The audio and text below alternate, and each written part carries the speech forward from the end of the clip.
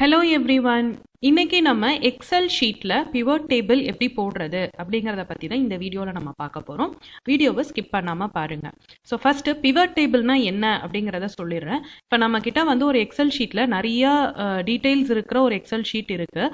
அதில் நான் வந்து ஒரு பர்டிகுலர் டீட்டெயில்ஸை மட்டும் நான் கலெக்ட் பண்ணி எடுக்கணும் அப்படின்னா அந்த பெரிய ஃபைலில் போயிட்டு நான் பர்டிகுலர் டீட்டெயில்ஸ் தேடுறது வந்து கொஞ்சம் கஷ்டமாக இருக்கும். ஸோ அந்த டைமில் வந்து நம்ம பிவட் டேபிள் யூஸ் பண்ணோம்னா நம்மளால ஈஸியாக அந்த நமக்கு என்னென்ன பர்டிகுலர்ஸ் வேணுமோ அதை மட்டும் தனியாக நம்ம ஸ்ப்ளிட் பண்ணி புது எக்ஸல் ஷீட்டில் நம்ம வந்து அதை க்ரியேட் பண்ணி பார்த்துக்கலாம். ஸோ ஈஸியாக நம்மளால் வந்து அதை வெரிஃபை பண்ண முடியும். ஸோ அதுதான் வந்து main use of pivot table.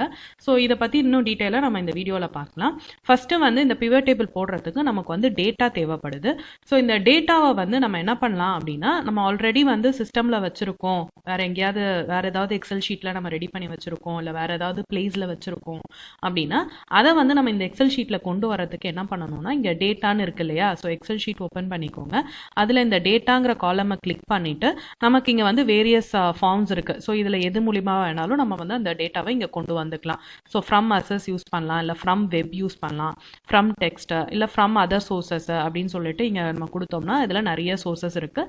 இதில் எதுலேருந்து வேணாலும் நம்ம வந்து நம்மளோட டேட்டாவை கலெக்ட் பண்ணி இந்த எக்ஸல் ஷீட்டில் நம்ம கொண்டு வந்துடலாம். நான் இங்கே வந்துட்டு உங்களுக்கு எக்ஸாம்பிளுக்கு சொல்லணும் அப்படிங்கிறதுக்காக நான் இங்கே வந்து சம் டீட்டெயில்ஸை வந்து இங்கே நான் டைப் பண்ணி வச்சுருக்கேன் எக்ஸலில்.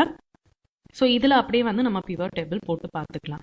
ஸோ பிவட் டேபிள் போடுறதுக்கு ஃபஸ்ட்டு நம்ம என்ன பண்ணோம்னா, இந்த டைப் பண்ணி வச்சுருக்கோம் இல்லையா டேட்டா, இதில் ஏதாவது ஒரு டேட்டாவை போய்ட்டு நம்ம கிளிக் பண்ணிவிட்டு நம்ம என்ன பண்ணணும்னா இன்சர்ட்டில் போயிட்டு பிவட் டேபிள்னு இந்த லெஃப்ட் கார்னரில் இருக்கு இல்லையா?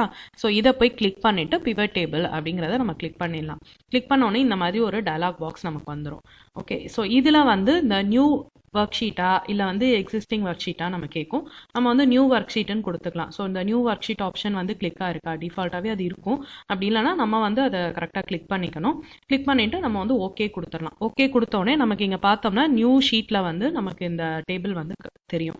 ஸோ நம்மளோட பழைய டீட்டெயில் வந்து ஷீட் 3ல் இருக்குது. இப்போ நமக்கு வந்து ஷீட் 4 வந்துருச்சு.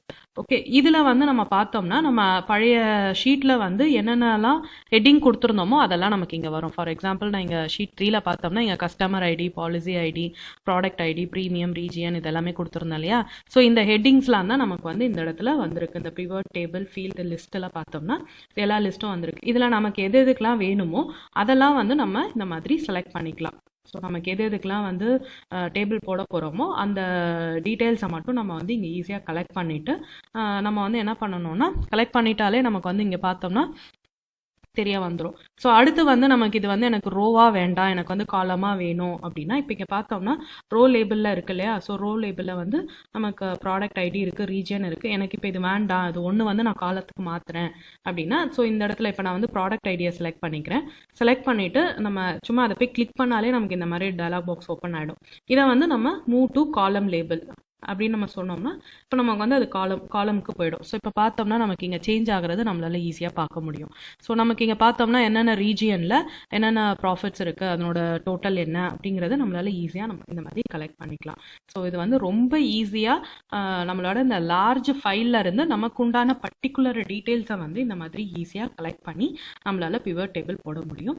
இவ்வளோதான், இது ரொம்ப ஈஸி. அண்ட் நமக்கு இப்போ இதில் வந்து சார்ட்டு போடணும் அப்படின்னா அதுவும் ஈஸி தான். ஸோ சார்ட் போடுறதுக்கு நம்ம என்ன பண்ணோம்னா, ஃபஸ்ட்டு இந்த டீட்டெயில்ஸை வந்து நம்ம செலக்ட் பண்ணிப்போம். நார்மலாகவே சார்ட் பண்ணுற மாதிரி தான்.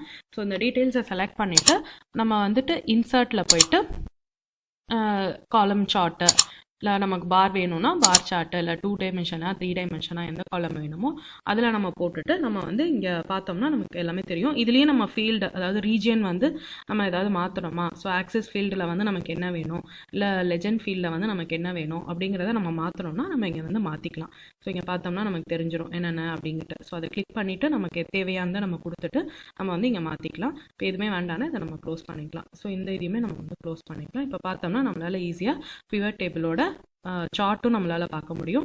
ஸோ இதில் பார்க்குறத விட சார்ட்டில் பார்க்கும்போது இன்னும் ஈஸியாக நமக்கு வந்து புரியும். ஸோ எந்தெந்த ரீஜியன் வந்து ஈஸியாக என்னென்னலாம் பண்ணியிருக்காங்க, ஸோ யார் வந்து டாப்பில் இருக்காங்க அப்படிங்கிறது எல்லாமே வந்து நம்மளால் ஈஸியாக இங்கே பார்க்க முடியும். ஸோ இந்த எக்ஸ்பிரிமெண்ட்டை நீங்கள் பண்ணி பாருங்கள், ரொம்ப ஈஸியாக இருக்கும். ஃபார் அதர் எக்ஸ்பிரிமெண்ட்டுக்கு என்னோட சேனலை மறக்காமல் நீங்கள் சப்ஸ்கிரைப் பண்ணுங்கள் அண்ட் பெல் ஐக்கான் கிளிக் பண்ண மறந்துடாதீங்க.